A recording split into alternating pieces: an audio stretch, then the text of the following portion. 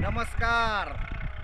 जेवढे सरकारी लोक आहेत, जेवढे सरकारमध्ये माणसं आहेत, तेवढ्याला माझा हात जोडून नमस्कार. नुसता हात जोडून नमस्कार नाही तर कोपरापासून तुम्हाला एकदा राम राम माझं सगळ्याला.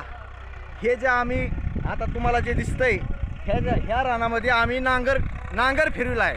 हे रान होतं कांद्याचं. ह्याच्यामध्ये अगोदर आम्ही नांगरट करून सगळा कांदा खाली बुडाला लावला आहे आणि आता रुटर चालू आहे. ते बघा तुम्ही, कांद्याच्या रानामध्ये रुटर हाणालो. शेतकरी ज्यावेळेस शेतीची मेहनत करतो, आम्ही ही जे नांगरट हे करतो ना, त्यावेळेस आम्ही आनंदी असतो. म्हणून आम्ही ही शेतीची पुढचं उत्पन्न घेण्यासाठी आम्ही मेहनत करतो. आणि ह्या सरकारने आमची इतकी राख लावली. ते तुम्ही बघा, हे बघा, हे कांदे आम्ही माजलोच नाहीत.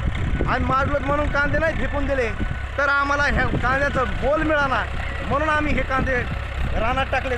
आणि ह्या रानामध्ये जेवढा आम्हाला त्या कांद्याचं उत्पन्न होईल, त्या उत्पन्नापेक्षा आम्हाला ह्या कांद्याचं खत झालेलं चांगलं वाटायला आहे. इतकी आमची अवस्था बेकार करून ठेवली ह्या सरकारने. मी तुम्हाला पुन्हा एकदा सगळ्याला सांगतो, हात जोडून विनंती करतो की जर तुम्ही ह्या सरकारच्या लोकांनी जर आमच्या कांद्याला जर भाव आणि आमच्या शेतीमालाला जर भाव जर दिला नाही, तर एक दिवस आम्ही ह्या सरकारवर राऊंडअप हे तणनाशक हाणून जर आम्ही जर पुढापासून नाही जर उपटून फेकलं, तर आमचं नाव शेतकरी सांगणार नाही.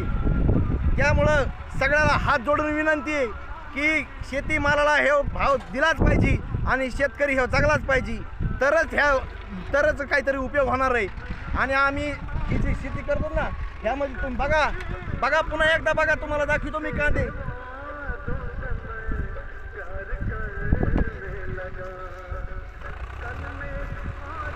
अरे खायला भेटत नव्हता कांदा खायला, आणि हे कांदे आम्ही सगळे नांगरून टाकलेत. आणि आता ह्याच्यामध्ये रुटर हाणायला जराशी तरी लाज वाटली पाहिजे ह्या सरकारला. हे कसे धोरण आहेत तुमचे? आम्ही ज्यावेळेस आमच्या घराचा विचार करतो, त्यावेळेस आम्ही आमचं घर प्रपंच जसा सांभाळतो तसा तुम्ही सुद्धा सांभाळला पाहिजे. हे भारत हे आपलं एक तुमचं घर असल्यासारखं आहे. आणि ह्या सगळ्या घराची तुम्हाला काळजी घेतलीच पाहिजे.